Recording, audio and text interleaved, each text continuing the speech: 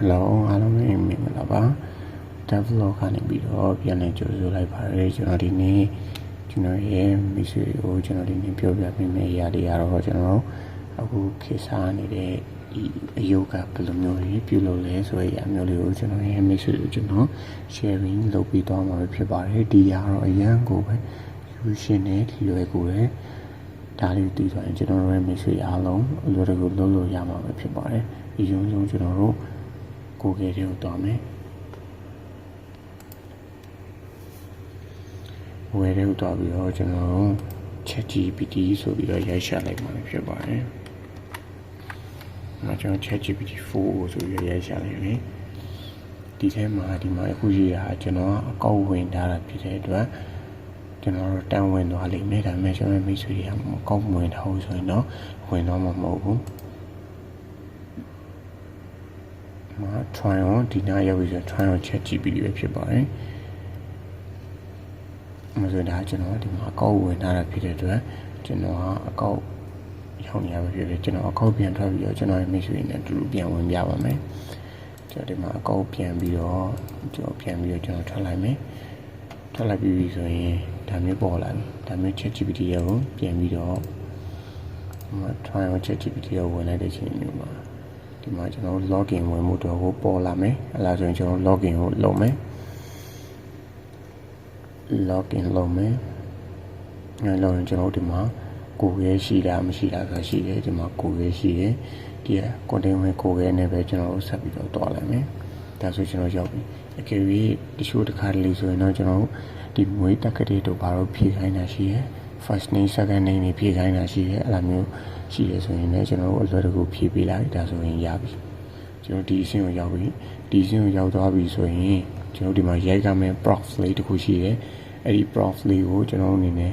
ရိုက်လိုက်မယ်ဆိုရင်ရပြီအဲ့ဒီ prof ကိုကျွန်တော်ကားဒီမှာကျွန်တော်ရေးထားတယ်ဒီနိုင်ပြီးတော့ကျွန်တော်ဒီမှာထည့်ခြင်းနဲ့အရာတွေပေါ့ဒါမျိုးလေးကျွန်တော်အကုန်ပြောင်းပြီးတော့ထည့်လို့ရတယ်ဒီမှာကျွန်တော်ရဲ့နာမည်ကတော့ထနိုင်ဆိုပြီးကျွန်တော်ပြောင်းထားတယ်ဒီမှာရောဒီ color တွေအနေနဲ့ဆိုရင်လည်း blue color တွေရှိမယ်တခြား color တွေလည်းပြောင်းပြီးတော့ထည့်လို့ရတယ်ကျွန်တော်ဒီမှာကားဒီ design နေရာမှာဒီ graphic design အလုပ်မှာလားကျွန်တော်ဘယ်လိုရမျိုးလဲပေါ့ဒေါက်တာလားပြီးတော့ဒီ ID design လားဒီ ID engineer လားအမျိုးမျိုးပေါ့ကျွန်တော်ပြောင်းပြီးတော့ထည့်လို့ရတယ်ကျွန်တော်ဒီတိုင်းထည့်မယ်ဒါဆိုရင်ကျွန်တော်ဒီရအားလုံးဒီရလို့ select ပေးပြီးတော့ right click copy ယူလိုက်ယူပြီးတော့ရင်ကျွန်တော်ဒီထဲမှာကျွန်တော်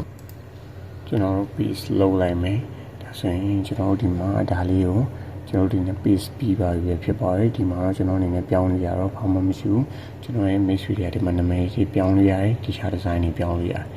ဒီမှာကျွန်တော်အနေနဲ့ပုံတော့ယူဖို့လိုတယ်ကျွန်တော်ကွန်ပျူတာကနေပြီးတော့ပုံတော့ယူမယ်ဒါတော့ကျွန်တော်လုပ်ဖို့ပြင်ဆင်ထားတယ်ပုံလေးရှိတယ်အဲ့ဒီအရာလေးကိုတစ်ချက်ပေးလိုက်ချက်ပေးလိုက်ဒီအဝိုင်းလေးပြည်တဲ့ဒီကိုခဏလေးဆောင်ပြီးဒါတော့ကျွန်တော်စမ်းမဲ့ပုံပေါ့ဝိုင်းလေးပြည်တဲ့ဒီဆောင်ပြီးလိုက်โอเคဒါဆိုရပြီဒါဆိုကျွန်တော်ဒီဘေးရာမြားလေးကိုတစ်ချက်ပေးလိုက်မယ်ပုံထုတ်တာဖြစ်တဲ့အတွက်ကျွန်တော်ချိန်နေနေတော့ကြာတယ်တစ်ခါလေးဆို10မိနစ်လောက်ကြာတယ်တစ်ခါလေးဆိုရင်2မိနစ်အဲ့လိုတော့ကြာတယ်ကျွန်တော်အနေနဲ့နည်းလေးစိတ်ရှိပြီးတော့ဆောင်းမိလိုက်ဒါဆိုရင်ကျွန်တော်ပုံကောင်းလေးတစ်ခုကိုရလာမှာပဲဖြစ်ပါတယ်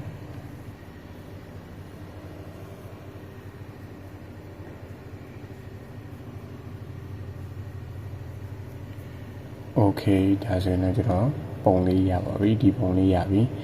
ကျွန်တော်ဒီမှာကျွန်တော်ထည့်ခြင်းနဲ့အားလေးလေးကျွန်တော်စုံလေးနေပါတယ် iPhone လေးပါတယ်ပါ AirPod ဒီ laptop နဲ့မျိုးကင်မရာလေးဒီ Microsoft ဟာမျိုးလေးပေါ့ဒါ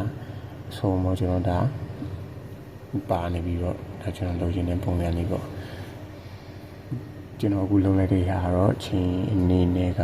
10မိနစ်ခွဲ2မိနစ်လောက်တော့ကြာတယ်ဒါတော့ကျွန်တော်ရဲ့ internet line ပုံမူတည်ပြီးတော့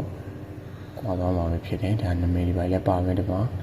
ကက်ကလေးလည်းပါမယ်ကျွန်တော်ဒီနေ့ကတော့ဒီလောက်ပဲပြောပြရမယ်နောက်ဗီဒီယိုမှာဆိုရင်ကျွန်တော်ဒီပုံကိုဘယ်လိုမျိုးတက်သွင်းပြီးတော့လက်နဲ့ကင်လို့ရတဲ့ပုံစံမျိုးလေးဖြစ်အောင်လုပ်မလဲဆိုတော့ကျွန်တော်အနေနဲ့ဆက်ပြီးတော့ပြောသွားပေးမယ်ကျွန်တော်ရဲ့ မိတ်ဆွေတွေကဆက်လက်ကြည့်ရှုနိုင်ဖို့အတွက်ကျွန်တော်ရဲ့ဗီဒီယိုလေးကိုကျွန်တော်ရဲ့ channel လေးကို subscribe လုပ်ရသေးလို့ဆိုရင် subscribe လုပ်ထားခဲ့ ကျွန်တော်ဗီဒီယိုလေးကိုလည်း like နဲ့ share လေးကိုလုပ်သွားပေးလို့ရပါတယ်ဒီနေ့တော့နှုတ်ဆက်ပါတယ်အားလုံးပဲbye byeပါ